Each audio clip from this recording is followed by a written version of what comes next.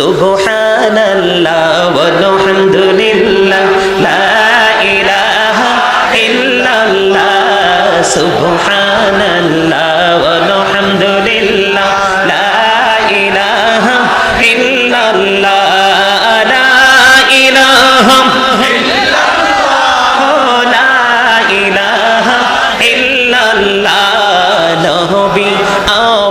নূরের ফুতুল জগত করলেন ও জালা নবী আমার নূরের ফুতুল জগত করলেন ও জালা রোজ হাসরে করবেন তিনি উম্মতের ফয়সালা সুবহানাল্লাহ আলহামদুলিল্লাহ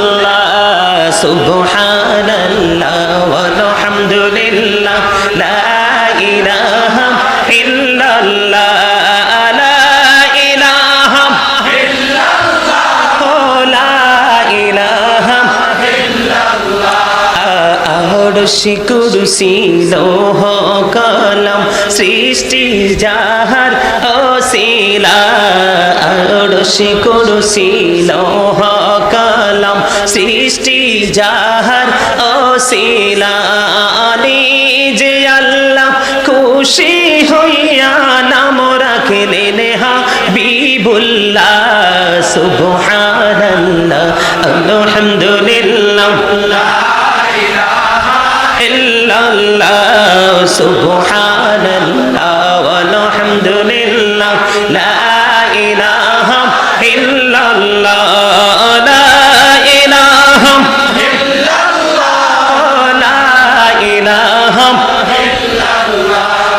নামের সাথে নাম মিশাইয়া যারে আল্লাহ পাঠাইলা নামের সাথে নাম মিশাইয়া যারে আল্লাহ পাঠাইলা নিজে আল্লাহ দুস্ত বলে তাহার প্রেমে মজিলা সুবহানাল্লাহ ওয়ালহামদুলিল্লাহ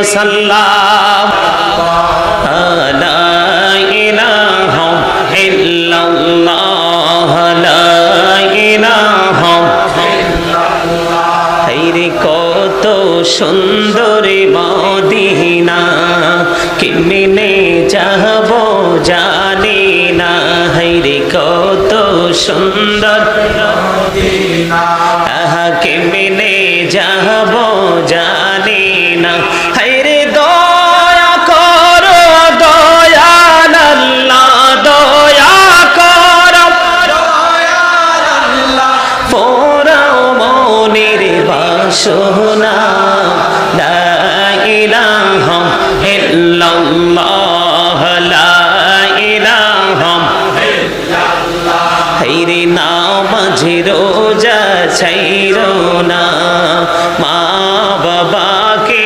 ভুইল না হায়রে নামাজ রোজা ছাইরো না মা বাবাকে ভুইল না হায়রে জান্নাতে বাসী হইতে চাইলে জান্নাতে বাসী হইতে চাইলে প্রাণ ভরে করো সাধনা লা ইলাহা ইল্লাল্লাহ লা ইলাহা ইল্লাল্লাহ লা ইলাহা ইল্লাল্লাহ লা ইলাহা ইল্লাল্লাহ মুহাম্মাদুর রাসূলুল্লাহ সাল্লাল্লাহু আলাইহি ওয়াসাল্লাম আল্লাহ আল্লাহ আল্লাহ আল্লাহ আল্লাহ আল্লাহ আল্লাহ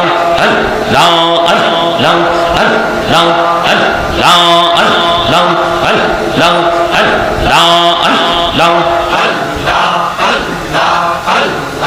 আল্লাহ মাশাআল্লাহ আল্লাহ আল্লাহ আল্লাহ আল্লাহ আল্লাহ আল্লাহ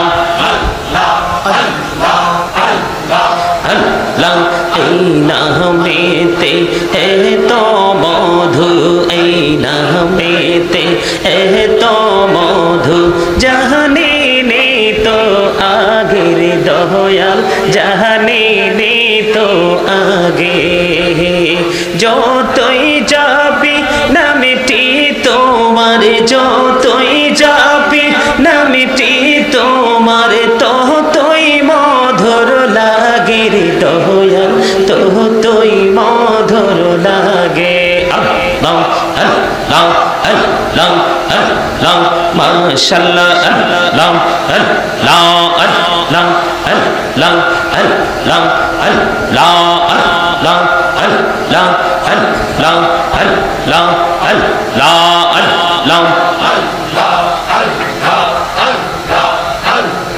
মাশাআল্লাহ আল্লাহ আল্লাহ প্রেমেরা কোহরে গো নবী মেরাজেতে যাইয়া, প্রেমেরা কোহরে গো নবী মেরাজেতে যাইয়া। দয়াল প্রভু দিলেন মেরাজ, দয়াল প্রভু দিলেন মেরাজ মুমিনের লাগিয়া। আল্লাহ আল্লাহ আল্লাহ আল্লাহ মাশাআল্লাহ, আল্লাহ আল্লাহ আল্লাহ আল্লাহ এলাহ দো রিয়ার মাঝে, এলাহ দো রিয়ার মাঝে কিসের করো খেলা। পিছের দিকে চাইয়া দেখো, পিছের দিকে চাইয়া দেখো, ডুবে যায় তোর বেলা রে। আল্লাহ আল্লাহ আল্লাহ আল্লাহ মাশাআল্লাহ, আল্লাহ আল্লাহ জীবন বড়িয়া করুসির গোনা, জীবন বড়িয়া করুসির গোনা, ক্ষমা করে দাও রে দয়াল, ক্ষমা করে দাও। আরে গোনা গলে ক্ষমা করিয়া, গোনা গলে ক্ষমা করিয়া কবুল করে নাও রে দয়াল, কবুল করে নাও। আল্লাহ আল্লাহ আল্লাহ আল্লাহ লা ইলাহা ইল্লাল্লাহ মুহাম্মাদুর রাসূলুল্লাহ সাল্লাল্লাহু আলাইহি ওয়াসাল্লাম। সম্মানিত মুআজ্জিজ মুহতারাম, সম্মানিত উপস্থিতি, সম্মানিত আমন্ত্রিত অতিথিবৃন্দ, দূর দূরান্ত থেকে আগত আমার ভাই বাবারা, ছোট্ট ছোট্ট আমার যুবক ভাইয়েরা, পর্দার অন্তরালে আছেন আমার মা ও বোনেরা, সকলের প্রতি আমার আন্তরিক সালাম। আসসালামু আলাইকুম ওয়া রাহমাতুল্লাহি ওয়া বারাকাতুহু। ওয়া আলাইকুম আসসালাম ওয়া রাহমাতুল্লাহি ওয়া বারাকাতুহু। সম্মানিত উপস্থিতি, আল্লাহ রাব্বুল আলামিন আজকে শহাদায়ে কারবালার স্মরণে পাথর সরকারি প্রাথমিক বিদ্যালয় মাঠ প্রাঙ্গণে পবিত্র আসর উপলক্ষে ঐতিহাসিক শহাদায়ে কারবালার স্মরণে আজকে বিশাল এক ওয়াজ ওয়ার মাহফিলের আয়োজন করেছেন। সকলে বলুন আলহামদুলিল্লাহ। আর একটু মহব্বতে আলহামদুলিল্লাহ। সবাই কিন্তু বলেননি। সম্মানিত উপস্থিতি, অল প্রেজ ইজ টু আল্লাহ, সমস্ত প্রশংসা আল্লাহর জন্য, ঠিক কিনা বলেন? আল্লাহর দরবারে শুকরিয়া জ্ঞাপন করতে গিয়ে আমাদের কষ্ট হয়?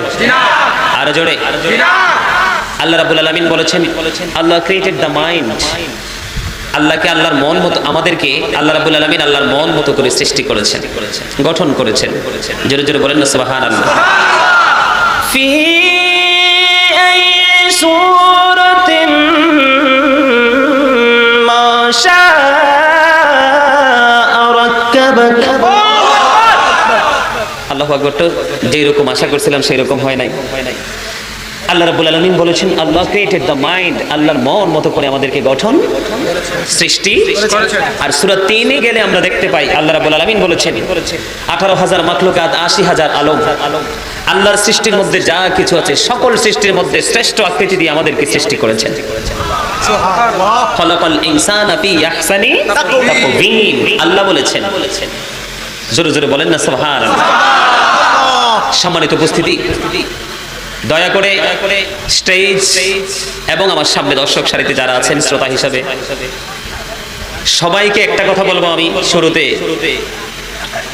সেই কথাটা হলো সবার জবান কিন্তু বন্ধ রাখতে হবে, অন্ততপক্ষে জান্নাতের বাগানে সকলের মুখটা কি বন্ধ রাখতে হবে। স্টপ ইউর মাউথ এভরিবডি, সকলের জবানকে বন্ধ রাখতে হবে।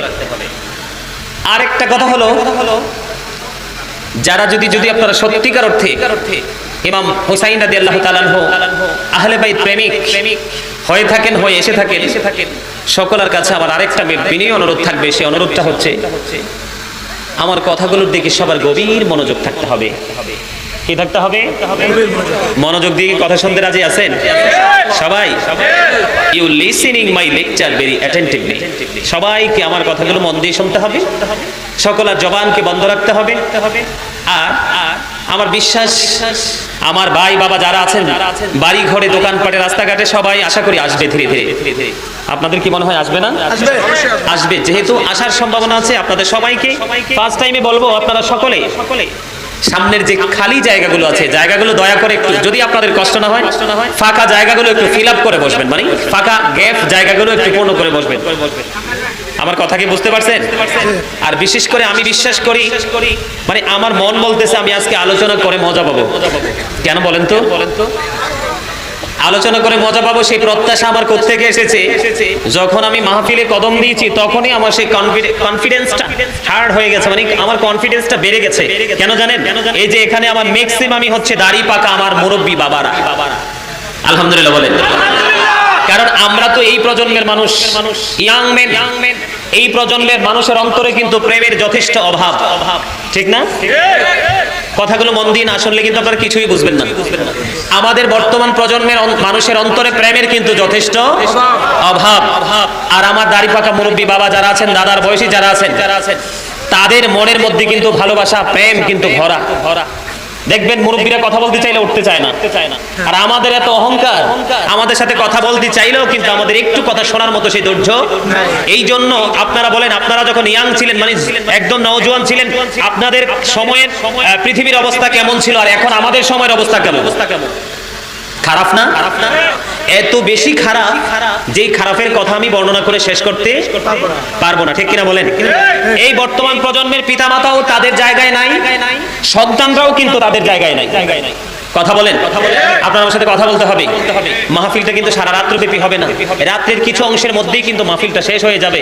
হয়তো বা আজকের এই মাহফিলটা আমাদের জীবনে পরকালে মুক্তির জন্য যথেষ্ট ভূমিকা রাখতে পারে। কারণ আল্লাহ রাব্বুল আলামিন বলেছেন ওয়াবতাগু ইলাইহিল উসিলা। আল্লাহ কি বলেছেন? আল্লাহ রাব্বুল আলামিন ওয়াবতাগু ইলাইহিল উসিলা। আল্লাহ রাব্বুল আলামিন আল্লাহকে পাওয়ার জন্য আপনাদেরকে আমাদেরকে বুদ্ধি শিখিয়ে দিয়েছেন, তোমরা উসিলা তালাশ করো, উসিলা তালাশ করো, উসিলা দিয়ে আপনি মুক্তি পেয়ে যাবেন। সেই উসিলার মধ্যে অন্যতম একটা উসিলা হলো, এই উসিলার মধ্যে, এই মাধ্যমের মধ্যে অন্যতম একটা মাধ্যম, একটা উসিলা হলো কি বলবো? আল্লাহ রাব্বুল আলামিন বলেছেন কোরআনে, join with my dear people, come to my paradise. আল্লাহ বলেছেন ফাদখুলি ফি ইবাদি। আল্লাহ বলেছেন join with my dear people, আমার প্রিয় লোকেদের সাথে যুক্ত হও। জোরে জোরে সুবহানাল্লাহ। আমার প্রিয় লোকেদের সাথে যুক্ত হও। আপনাদেরকে আল্লাহ রাব্বুল আলামিন কি বলেছেন? আল্লাহ ওয়ালা লোকেদের সাথে যুক্ত হওয়ার কথা বলেছেন। তারপরে আল্লাহ রাব্বুল আলামিন একটা সেকেন্ডও দেরি করেনি, আল্লাহ বলেছেন ওয়াদখুলি জান্নাতি, কাম টু মাই প্যারাডাইস, আমার জান্নাতে চলে আসো। আরো জোরে বলেন না সুবহানাল্লাহ। সুবহানাল্লাহ বলতে কি কষ্ট হয়? আরো জোরে বলেন, কষ্ট হয়? আলহামদুলিল্লাহ বলেন আরো জোরে। সম্মানিত উপস্থিতি, Zika is the heart medicine. জিকির হলো হার্টের ঔষধ। জিকির কি? জিকির কি? আরো জোরে। হার্টের ঔষধ। যার হার্ট যত ভালো থাকবে মানুষ তত সুস্থ থাকবে। আর জিকিরের আরেকটা মজাও আছে। আল্লাহ বলেছেন ফাযকুরুনি আযকুরুকুম। আল্লাহ বলেছেন remember me then I will remember you. তোমরা আমাকে স্মরণ করো, আমি তোমাদেরকে স্মরণ করব। বলেছে কে? আর জোরে কে? তাহলে জিকিরের দরকার আছে না নাই? একদিকে জিকির করলে হার্ট কি থাকবে? ভালো থাকবে। আরেকদিকে আল্লাহ বলেছেন তোমরা আমার জিকির, তার মানে জিকিরের বাংলা অর্থ হচ্ছে কি? স্মরণ করা। কি করা? আপনি আল্লাহকে যত বেশি মনে করবেন আল্লাহ আপনাকে তার চেয়ে বেশি মনে করবে। তাইলে আমাদের এখানে আসা বসাতে লাভ না লস? আরো জোরে। এত বেশি লাভ যেটা আমরা কল্পনা করেও শেষ করতে পারবো না। সম্মানিত উপস্থিতি, আল্লাহর হাবিব আমাদেরকে শিখিয়ে দিয়েছেন যখন আমরা দিন সম্পর্কে মানুষকে ইনস্ট্রাকশন দিব তখন রাসূল বলেছেন যতক্ষণ পর্যন্ত শ্রোতারা শুনতে চায়, মুসল্লিরা শুনতে চায়, ততক্ষণ পর্যন্ত শোনাবে। যদি মুসল্লিরা বিরক্ত বোধ হয় 1 সেকেন্ড ওয়াজ করার কোনো বৈধতা নেই। তো আপনারা আলোচনা শোনার জন্য এসেছেন, আমার বিশ্বাস আপনারা মন দিয়ে আলোচনা শুনবেন। আলোচনা যদি বিরক্তবোধ মনে করেন তাহলে আলোচনা 1 সেকেন্ডের মধ্যে আমি কি করে দিব? স্টপ করে দিব। কথা কি বুঝে আসছে? আপনারা কি একটু ধৈর্য ধরতে পারবেন আমার আলোচনা শোনার জন্য? ইনশাআল্লাহ। আলহামদুলিল্লাহ বলেন। আরো জোরে। সম্মানিত উপস্থিতি, মাশাআল্লাহ মাশাআল্লাহ আলহামদুলিল্লাহ, ইমানি জাযবা এসে গেছেন। আরো জোরে। এখানে আমি আরেকটা কথা আপনাদেরকে বলে আমার আলোচনা যেতে চাই। এখানে ইয়াজিদের পক্ষের কোন লোক আছেননি? ইয়াজিদের নাম শুনছেন তো? শুনছেন? সে কি ভালো মানুষ ছিল না খারাপ মানুষ ছিল? কথা বলেন। খারাপের পক্ষে কে কে? হাত তুলে দেখান তো একটু। মানে ইয়াজিদ খারাপ ছিল, এইটার পক্ষে কে কে আছেন? হাত তুলে দেখান। ওমা এত স্লো, আপনার আমার কথা বুঝেন নাই মনে হয়। আবার বলি, শুনেন। ইয়াজিদের নাম শুনছেন? ইয়াজিদ কি ভালো ছিল না খারাপ ছিল? ইয়াজিদ খারাপ ছিল। এটাকে সমর্থন কে কে করেন? পক্ষে কে কে আছেন? 2 হাত তুলে দেখান। ইয়াজিদ খারাপ ছিল, এটার পক্ষে কে কে? হাত তুলে দেখান, 2 হাত। আল্লাহু আকবার, আল্লাহু আকবার। নারে রিসালাত পাও না, কত ব্যবধান নেই। আমার ওয়াজ এখনো তারা বোঝে নাই। আপনারা আমার কথা বোঝেন নাই, আমি বুঝাই দিতেছি আপনাদেরকে। অনেকে টেনশনে পড়ে গেছে, মুরব্বীরা যে হুজুর কি কইতাছে, হাত কি তুললে বিপদে পড়বো নাকি না তুললে বিপদে পড়বো? অনেকেই কিন্তু একদম মানে একদম 100% একটা কনফিউশনের মধ্যে আছেন, তাই না? আজকে আশুরা উপলক্ষে ওয়াজ, সোহাদায়ে কারবালার স্মরণে আজকের ওয়াজ। কারবালা মানেই হলো কি? ইমানি চেতনার এক মাস, ঠিক কিনা বলেন? কারবালা মানেই হলো ইমানদারদের ঈমানকে মজবুত করার মাস। আশুরা মানেই হলো সত্যের পথের পথিক যারা তারা সত্যকে আরো বেশি আঁকড়ে ধরার মতো উৎসাহ পাওয়ার মাসই হলো কারবালার মাস, ঠিক কিনা বলেন? আমাদের দেশে আলেমদের মধ্যে অনেক দল, অনেক মত আছে না? সাধারণ মানুষরা অনেক সময় অনেকে বলে থাকে যে হুজুরাই তো ঝগড়া করে, আমরা কোথায় যাব? এই ঝগড়া তো পৃথিবীর কেউ লাগায় নাই। এই ঝগড়া পৃথিবীর কেউ লাগায় নাই। এই ঝগড়ার সৃষ্টি হয়েছে কোরআন এবং হাদিস থেকে। কথা বলেন। এই ঝগড়ার সৃষ্টি কোথা থেকে হয়েছে? কোরআন এবং হাদিস থেকে। এটা অটো রেডি হয়ে গেছে। এটা পৃথিবীর কেউ ঝগড়া সৃষ্টি করেননি। 73টা আলেম থেকে 72টা আলেমই জাহান্নামে যাবে। কারণ 73টা আলেম 73টা দলে বিভক্ত। কয়টা দলে? 73টা দলে বিভক্ত। 73টা দল, 73টা আলেম 73টা দলে বিভক্ত। এর মধ্যে 72টা দলই যাবে জাহান্নামে। 72টা দল কোথায় যাবে? আর একটা দল মাত্র, একটা আলেম হবে জান্নাতি। সুবহানাল্লাহ বলেন। এটা বিশাল এক কম্পিটিশন না? বিশাল এক যুদ্ধক্ষেত্র না? বিশাল এক ভাবার বিষয় না? সম্মানিত উপস্থিতি, এই যে একটা দল, সেই দলটা কোন দল? আহলে সুন্নাত ওয়াল জামাত। আহলে সুন্নাহ ওয়াল জামাত ইজ দ্য বেস্ট পার্টি। সবচেয়ে শ্রেষ্ঠ দল হলো আহলে সুন্নাত ওয়াল জামাত। জোরে জোরে বলেন সুবহানাল্লাহ। যেটার মধ্যে নবী আছে, যেটার মধ্যে নবী আছে, রাসূল আছে, কোরআন আছে, হাদিস আছে, ইজমা আছে, কিয়াস আছে, আল্লাহর ওলি আছে, সাহাবায়ে কেরাম আছে, মাযহাব আছে। এটার মধ্যে মানে ধাপে ধাপে ইসলামকে এই পর্যন্ত নিয়ে আসার জন্য যতগুলো সেক্টর, যতগুলো ট্রেনিং সেন্টার ছিল, প্রত্যেকটা ট্রেনিং সেন্টারের উপর একমাত্র যথাযথ সম্মান এবং মর্যাদা এবং ভিত্তিপ্রস্তর স্থাপন করার জন্য যত যুদ্ধ, একমাত্র আহলে সুন্নাত ওয়াল জামাত প্রত্যেকটা স্তরকে বিশ্বাস করে সুন্নিয়ত ইসলাম আজ পর্যন্ত নিয়ে এসেছে, ঠিক কিনা বলেন? সম্মানিত উপস্থিতি, সাহাবায়ে কেরামদের পরে কিন্তু ইসলামের ঝান্ডা কিন্তু কি হয়ে যেত? শেষ হয়ে যেত, বিলীন হয়ে যেত। কিন্তু একটার পর একটা, একটার পর একটা, একটার পর একটা মাধ্যমে বিশেষ করে বাংলাদেশ ইসলামটা নিয়ে এসেছেন আল্লাহর ওলিরা। জোরে জোরে বলেন না সুবহানাল্লাহ। এখন কিন্তু বর্তমানে অনেক ভণ্ড ওলি বের হয়ে কিন্তু আমাদের আল্লাহর ওলিদেরকেও কলঙ্কিত করতেছে, ঠিক কিনা বলেন?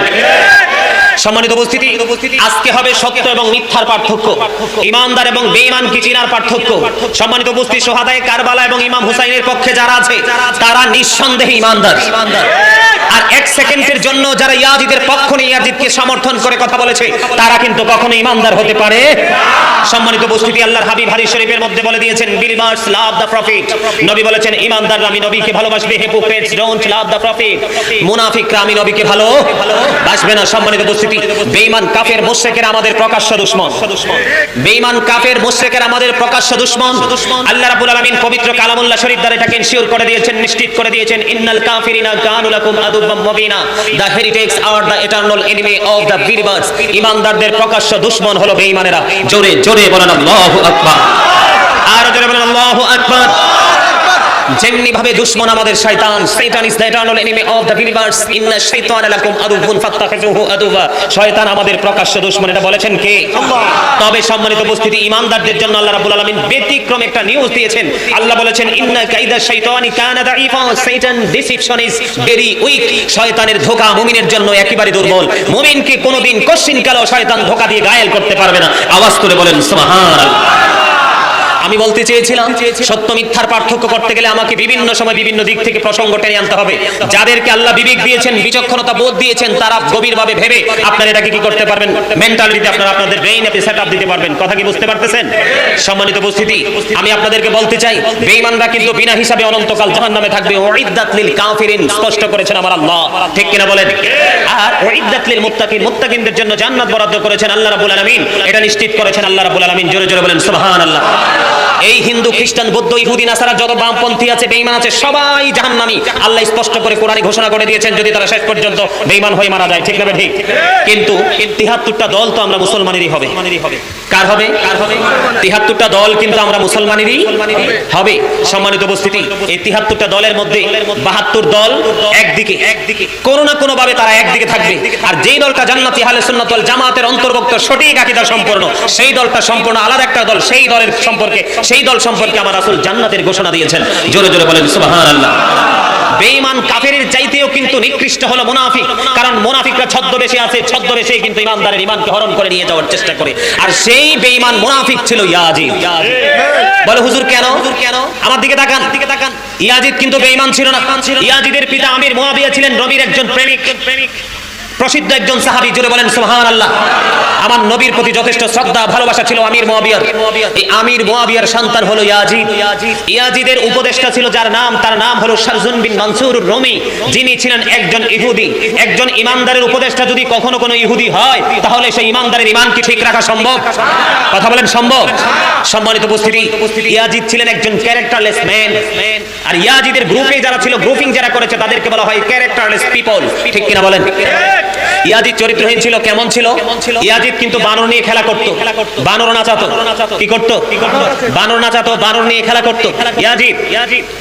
সে রাতের বেলা হলে মদের আসর বসাতো। কি করত?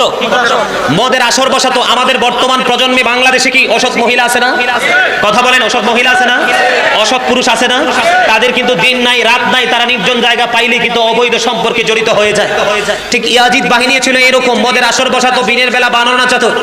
সম্মানিত উপস্থিতি, রাত্র হলে নর্তকীদের কি দিয়ে নাচের আসর বসাতো। জোরে জোরে বলেন নাউজুবিল্লাহ। ইয়াজিদ সম্পর্কে যথেষ্ট কিতাব আমি দেখেছি, যথেষ্ট গবেষণা আমি করেছি।